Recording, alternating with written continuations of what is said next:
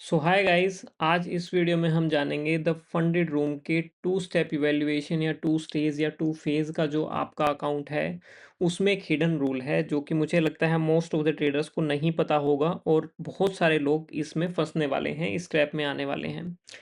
ये जो रूल है पर्टिकुलर, ये आपका फंडेड स्टेज में है, ना कि आपका इवैल्यूएशन स्टेज में। तो जब तक लोगों को एहसास होगा, इस बात का फील होगा कि हाँ यार ये ऐसा भी रूल है, तब तक वो फंस चुके होंगे एंड देन फिर वो सोशल मीडिया पे ह्यू एंड क्राई करेंगे। तो सबसे पहले फंडेड रूम के रूल सेक्शन में जाते हैं, टू स्टेप इवैल्यूएशन में जाते हैं। और अब ये तो मोस्टली आपको पता होगा, 8%, 5%, 5 दिन आपने मिनिमम ट्रेड करना है। मिनिमम लॉस आपका, मैक्सिमम लॉस डेली आपका 5% हो सकता है, 10% आपका मैक्सिमम अकाउंट में हो सकता है, और ये आपका लेवरेज हो गया। लेकिन जो हिडन रूल है वो इसमें है, मैक्स रिस्क पर ट्रेड एट फंडेड स्टेज। अब इसको समझो, in funded stage you can not risk 3% or more of your total capital in a single trade. ठीक है, यहाँ तक सब पढ़ लेते हैं कि हाँ एक ट्रेड में आपका 3% से ज़्यादा लॉस नहीं होना चाहिए, विच इज़ ठीक है, कोई बात नहीं।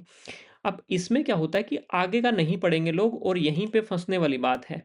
सबसे ज़्यादा जो फंसने वाली बात है वो यहीं पे है कि position, each position must have a stop loss और risk management that ensures no single trade exceeds this limit. ठीक है, ये जो नोट है ना, ये बहुत खतरनाक है, यहीं पे सारा का सारा ट्रैप फंसा है, इसको पढ़ो ध्यान से।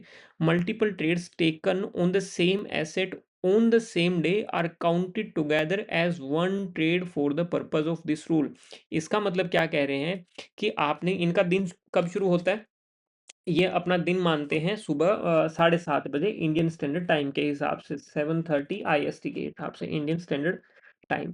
तो ये कह रहे हैं कि आपने 3% से ज़्यादा लूज नहीं करना है, आपका एक सिंगल ट्रेड में 3% से ज़्यादा का लॉस नहीं होना चाहिए।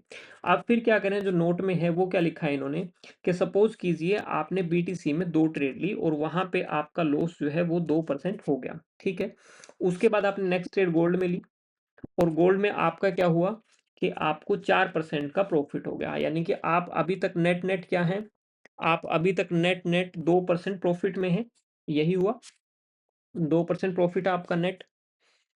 ठीक है, लेकिन जैसे ही आपको लगा कि चल ठीक है, आज BTC मूवमेंट अच्छी है, मैं कुछ और ट्रेड कर लेता हूँ इसमें, आपने शाम को फिर एक BTC में ट्रेड लिया लेट्स सपोज। ठीक है, और वहां पे फिर आपको 1%, लेट्स से कि 1% से कुछ ज्यादा, 1.1% का लॉस फिर हो गया आपका। ठीक है, इन सब फिगर्स को हम नेगेटिव कर देते हैं, जो लॉस वाली हैं, ये लॉस का है और ये भी आपका लॉस का है। तो ये लॉस हो गया आपका। अब आप देखिए यहाँ पे कि BTC में आपका लॉस कितना हुआ, BTC में आपका -3.1% लॉस है भाई। समझ आई बात, यानी कि 3% से आपका ज्यादा है एक दिन में, मैं एक दिन की बात कर रहा हूँ इसमें। जबकि गोल्ड में कितना है आपका, गोल्ड में आपका 2% का प्रॉफिट है। ठीक है, तो नेट नेट आज आपका लॉस कितना है, यानी कि -1% है। अभी आपने ट्रेड कितनी ले ली, लेट्स से कि आपने 2 ट्रेड में 2% किया था, एक ट्रेड में आपका 1.1 हो गया, यानी कि 3 ट्रेड में हुआ है। लेकिन ये क्या कह रहे हैं कि अगर आपका पूरे दिन का जो हम काउंट करेंगे BTC में, वो आपका सिंगल ट्रेड हम मानेंगे कि आपने चाहे 10 ट्रेड ली हो, लेकिन आपका BTC में ओवरऑल पूरे दिन में क्या प्रॉफिट क्या लॉस रहा है उसको हम सिंगल ट्रेड मानेंगे।